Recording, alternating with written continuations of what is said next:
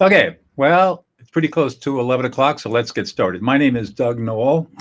I'm a visionary, a peacemaker, an author, a teacher, trainer. I'm a professor, and I teach people how to listen others into existence. And when you learn that skill, all kinds of transformative things begin to happen in your life.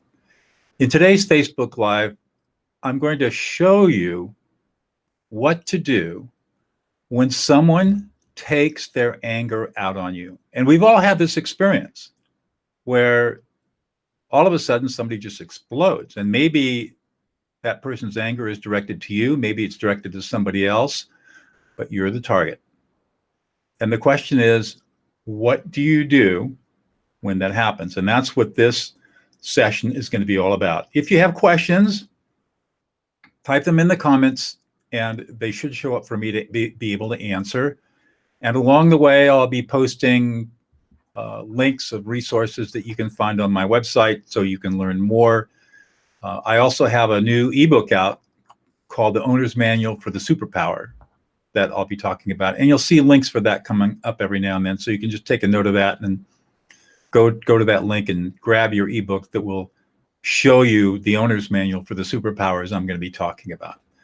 So let's get started. I'm going to change the view here so that we've got the slides up, and let us begin. And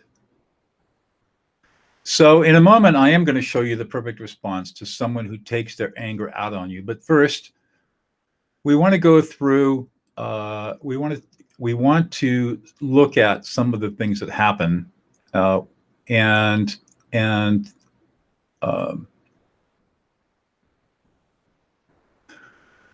let's take this off for a second. Take that off. Hide. There we go. All right, but first what we want to do is talk about what is going on. So how many of you have ever had a problem where somebody's taken their anger out at you? Just type a 1 in the comment box if you're listening. So maybe you got this situation. You've got somebody who is really, really, really mad, and they are just going at it with you, just furious, enraged. And so what's happening and what's going on here?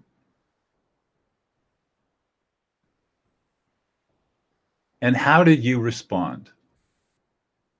So maybe the first thing that happens is that you become anxious. Very common reaction to when somebody is taking their anger out on you, because you don't know what's going to happen next. Anxiety is a fear. It's an anticipatory fear of something that's going to happen bad in the future. And so, of course, we're going to feel anxious if we don't know how to respond to somebody who's taking their anger out on us. Maybe you're surprised. This is quite common. Somebody all of a sudden explodes on you out of the blue, and you're totally shocked and startled. Very common. Maybe you're scared. Oftentimes when somebody gets angry, of course, anger is a form of boundary violation, and people use anger to protect themselves and to create fright so that they control, manipulate, or otherwise protect themselves. And so if somebody gets very angry with you, takes their anger out on you, then their intent is to scare you, and that's exactly what happens. Maybe you become defensive, and you sort of start to retreat, and you obviously don't want to engage, and maybe you even want to run away. Many times the emotions become so intense that it's painful, very uncomfortable to hang around, and all you want to do is get out of there. I mean, before I learned all the skills I'm going to be showing you in a little while, that's exactly what I would do. I would run from conflict, and I would feel anxious and scared and felt incompetent. I didn't know what to do. I didn't know how to handle it, and running was my way of dealing with conflict, especially conflict in personal relationships. Maybe you shut down and withdraw.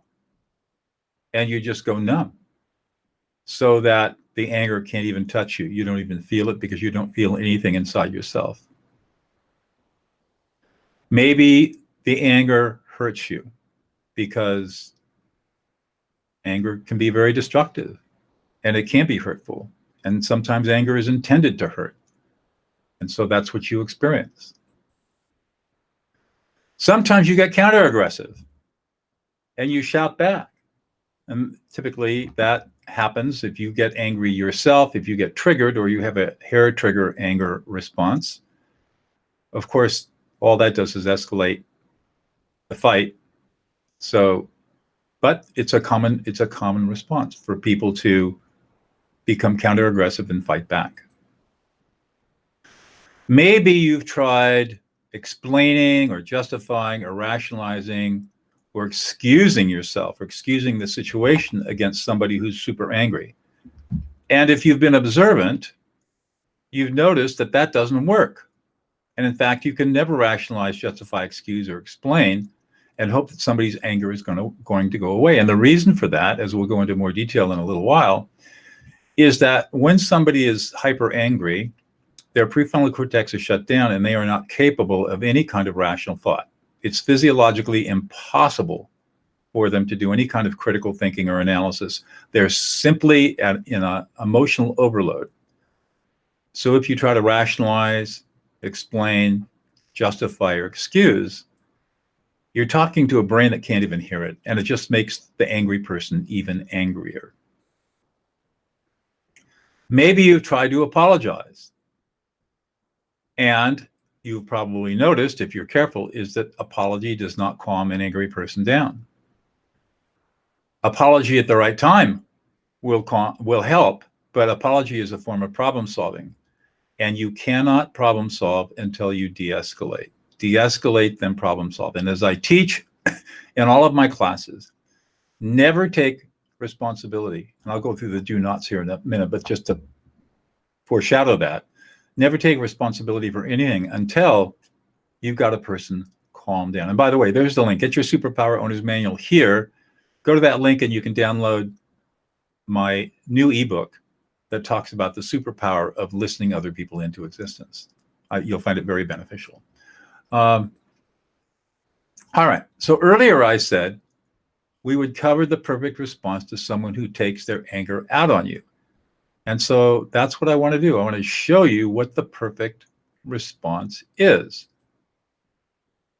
So the first thing to recognize is that it's not your fault that you don't know how to respond when someone takes their anger out on you, because we are not taught what to do when someone takes their anger out on us. We're simply not taught the skills how to do this. We're certainly not taught the skills in school. And our society sort of expects us to gain emotional competency in our families. But the truth of the matter is 96% of all families are emotionally dysfunctional. Families are incapable of teaching children how to be emotionally competent, how to respond to intense emotions, how to have constructive, difficult conversations. Children are not taught that. Children are emotionally abused. Even in the most loving families, they're abused because they are emotionally invalidated. And so families are not the place where we would expect to learn how to deal with someone when they take their anger out on us. In fact, what we learn from our parents' behaviors is to run and get out of the way. If mom or dad are really angry with us, we learn that it's a very scary, difficult, challenging situation over which we have no power to control. And we take that programming with us into adulthood. So here are things that you absolutely do not want to do when someone is taking their anger at you. Now, these are things you probably do, but you don't want to do this. So you're going to have to use a lot of discipline and courage and refrain from doing any of these things. So for example, you don't want to rationalize. I've explained already that the rational part of the brain in the angry person is offline. They cannot think. Rationalization will only anger the person even more. You don't want to explain or try to justify. You don't want to go to that old active listening formula of using I statements. Gee, what I hear you saying is X. That's old psychology. It was invented by a guy by the name of Thomas Gordon in the 1960s. He was the one who created this concept of active listening that's been around for so long.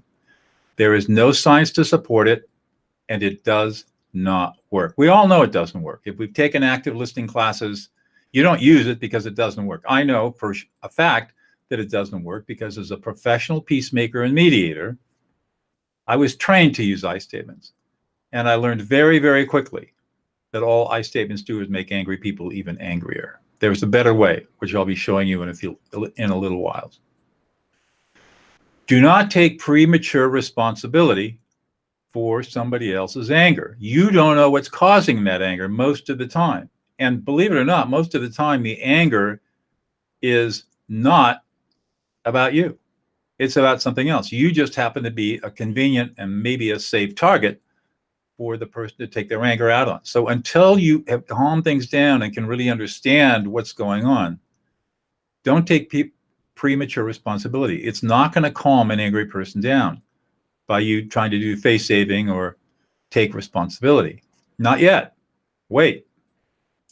Don't apologize early. Now, if you are at fault and once you've got things calmed down, you can apologize, and that's appropriate. But in the heat of the moment, when someone's taking their anger out at you, not appropriate. Don't apologize. Don't try to solve the problem. When people go to problem solving, immediately when confronted with somebody who's taking their anger out on you, they are trying to soothe their own anxiety. So if you try to problem solve, what you're really trying to do is soothe your own anxiety. You're trying to get rid of the anger as quickly as possible so that your anxiety goes away. Problem solving is not appropriate right now. You have to de-escalate first, then you can go to problem solving. And what that means is that you have to learn how to manage your anxiety when someone is taking their anger out on you. You have to maintain a cool, collected, calm presence. And there's a way to do that that works really, really well. We'll get there in a moment. You don't want to become angry yourself, because all that does is just escalate the situation. You don't want to try to justify yourself. You don't want to try to excuse yourself or the situation. You definitely do not want to appease. And I don't have time in this session to explain why appeasing makes things worse. You can learn that in my online courses where we talk about the polyvagal theory and how the polyvagal system demonstrates to us why appeasing an angry person only makes an angry person more angry because of the biology of who we are as human beings. You don't want to become defensive. You don't want to be offensive. You don't want to be defensive. You want to be completely neutral. And to get to the place where you can help calm down somebody who's taking their anger out on you, you first have to understand what does that angry person need. And I talk about the 5 needs of fury.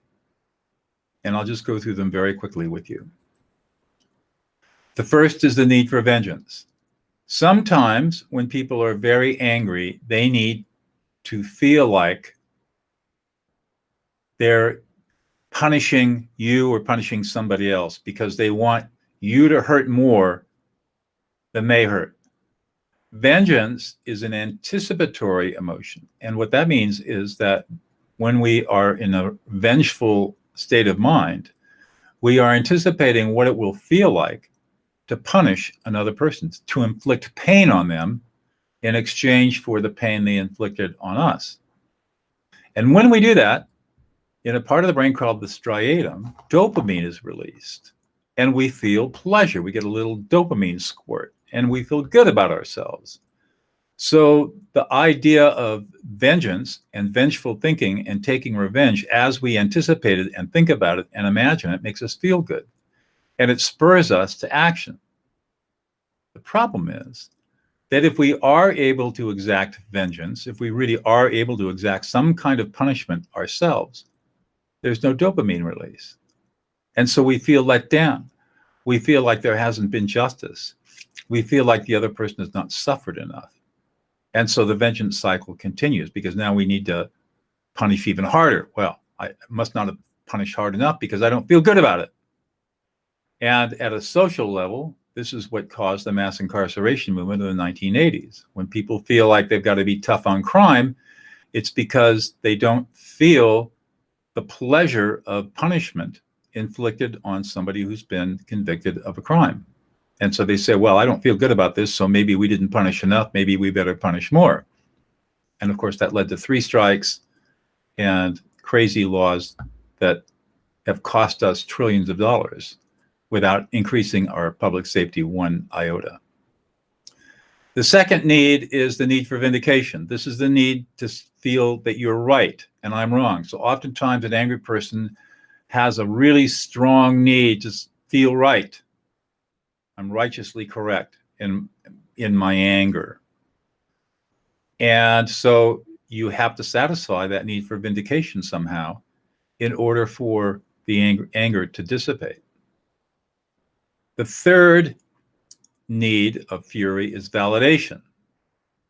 People need to feel validated, and they need to experience validation in how they're feeling, so that their emotion of anger and all the emotions that are underneath the anger are being validated as legitimate feelings. Now, that doesn't mean that the reason for the anger is legitimate, but it does mean that the experience, the emotional experience, is legitimate, and they have a deep need to be validated. Every angry person has a need to be heard, to be listened into existence. And here's the secret. When you fulfill the need to be heard, when you listen an angry person into existence, the anger goes away within usually 45 to 90 seconds. It's quite magical, but it's how our brains are hardwired. And I'm going to show you how to do that in just a moment. The fifth need is the need to create meaning. Sometimes angry people have had their reality shattered. Maybe they've been traumatized. Maybe they've been victimized. Maybe something has happened to them and their understanding of their place in the universe has been completely shattered. And in order to reconstruct themselves, they have to create new meaning. And typically you'll hear people say, I just want to make sure that nobody else has to go through what I went through. And so people try to find meaning that's bigger and higher than themselves, so they can construct a new reality and a new meaning out of whatever it is that has caused them to be so angry. And finally, angry people have a need to be safe, physically safe, emotionally safe, and spiritually safe. And as I said before, if you can meet that fourth need, the need to be heard, especially the need to be heard and validated, emotionally validated, all of these other needs are automatically satisfied. And you can calm an angry person down in literally seconds. It's amazing to watch. So meet these needs and the anger goes away. So here's how to do it. Step number 1, ignore the words. You're not ignoring the person. You're just ignoring the angry words. Step number 2, guess at the emotions. You're really good at this, believe it or not. Again, if you take my online courses, I'll teach you how to do this. It's very efficient. Your brain's very efficient at this. You just need to learn a couple of tricks. But what you really want to do is learn how to read the emotional data fields. Emotions are data. It's information. It's fast and it's fleeting, but it's still information. And our brains can process that information far faster pre-consciously than we can consciously be aware of. So we just need to let our brains do the work for us. And we can very accurately perceive the emotional experience that another person is having. It takes a little bit of training, a little bit of practice, but every human being can do this. And then finally, we're going to reflect back the emotions with a you statement. You are really angry. You're pissed off. You're enraged. You're frustrated. You feel completely disrespected. You feel like you've been treated unfairly. Nobody's listening to you. You're completely ignored. And you feel a little anxious and scared, and you're a little sad because the connection that you were hoping for did not materialize. And that's really, really pissing you off. Notice how what I just said was all about you statements. And all I did was reflect back a list of various emotions that angry people typically have. That's all you have to do. Reflect back the emotions with a simple you statement. Don't use I statements. Don't ask questions. Don't interrogate. Don't do all those other things I told you not to do a few slides ago. Simply reflect back the emotions with a simple you statement. So here is a slice of a pie. I've got a full circle. They call this a wheel of emotions, but I just picked out the slice, the anger slice. And to give you a sense of some of the words that you can use when you're reflecting back somebody's anger. So in the middle layer there, you got frustrated, jealous, hate, and rage. So you could say you're really frustrated, or you're really jealous, or you really hate what's going on, or you feel like you're enraged. And then on the outer part there, you could say, man, you just are totally aggravated. Oh, you're so irritated. This is really annoying to you. Oh, you're so envious. You're really resentful. You feel cheated. You feel betrayed. You're indignant. Oh, you're just totally bitter about the whole thing. You are outraged. You are furious. So you can see right there, we've got more than a dozen words that we can use for various intensities when someone is taking their anger out on you, or they're directing their anger towards you. So again, in my courses, I have the full wheel, and we go through all of the various emotions that people can experience and start building an emotional vocabulary that we can use when we are confronted by somebody who's taking their anger out on you. So the question is, why does this work? This idea of using you statements and labeling emotions. Well, the technique is technically called affect labeling. And in 2007, Matthew Lieberman, who's a neuroscientist at UCLA, did a brain scanning study, or published the results of a brain scanning study. And this is what he and his team found. And I just highlighted the most important part of this NeuroGeek, and I'll translate a little bit for you. So affect labeling, that's this you statements. You feel X or you feel Y. Diminish the response of the amygdala. And you've probably heard of the amygdala. We have two of them, almond-shaped processes deep within our brain that are associated with strong emotion. There are early warning systems, strongly related to fear responses and anger. So affect labeling diminished the response of the amygdala. And additionally, affect labeling increased activity in a single brain region, the right ventrolateral prefrontal cortex. That's a thinking part of our brain. So when we affect label, not only are we inhibiting the negative emotion of anger by inhibiting the amygdala, we're also activating the prefrontal cortex, which is the thinking part of our brain. And the results show that affect labeling may diminish emotional reactivity along a pathway from the right ventrolateral prefrontal cortex to the medial prefrontal cortex to the amygdala. So affect labeling literally calms people down and allows people to start thinking again. And it literally takes 45 to 90 seconds for this to happen. It's a biological process over which we have no control, and it acts unconsciously on the angry person's brain, and they don't even know most of the time that you're even doing it. So for your NeuroGeek people, here's a little bit of the brain parts that are involved in this. So if we look here, let me pull up my pen. Where are we here? So we have the amygdala, which is right here, that right in there. And then we have the ventral medial prefrontal cortex, which is right here. And basically what happens is that when we affect label, this part of the brain over here is calmed down, while this part of the brain is activated right here. And this allows us to control our emotions. This is where our impulse control comes from. This is where we have the ability to make choices about how we're going to behave. If this is offline or it's overwhelmed by all of these emotional centers of the brain over here, there's no way we can think our way through an emotion.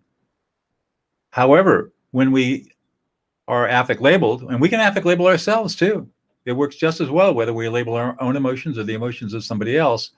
When affect labeling occurs, the ventral medial prefrontal cortex is activated. It comes back online, and the amygdala and associated structures are inhibited, and so the emotional response decreases.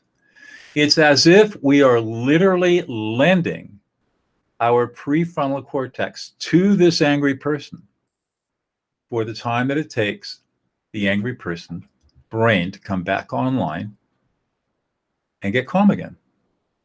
And then after calm is restored, we can start to problem solve. That's when you can start to ask questions like, well, what's going on? And if apology is required, you can say, I'm so sorry. But you can't do any of that work until you've got somebody calmed down first.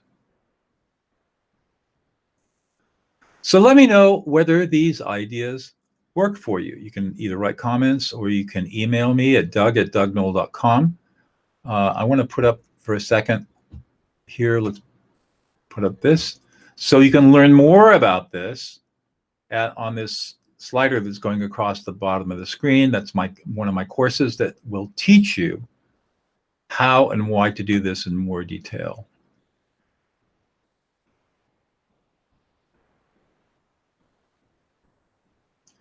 So if you want to learn more about this, here is the same link, https://dougnoll.com/LP, listen others into existence. That will take you to a page where you can buy both of my courses as a bundle and learn in depth everything that I've talked about in this Facebook Live presentation.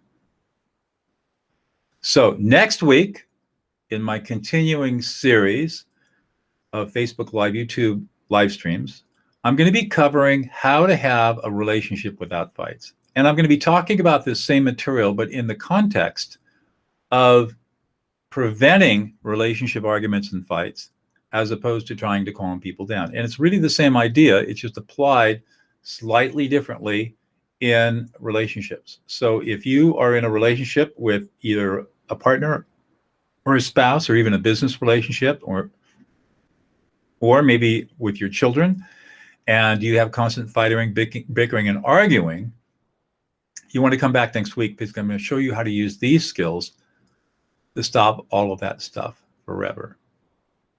And again, if you like this stuff, comment on it, like it, email me and let me know that you found it useful. And we'll see you next week.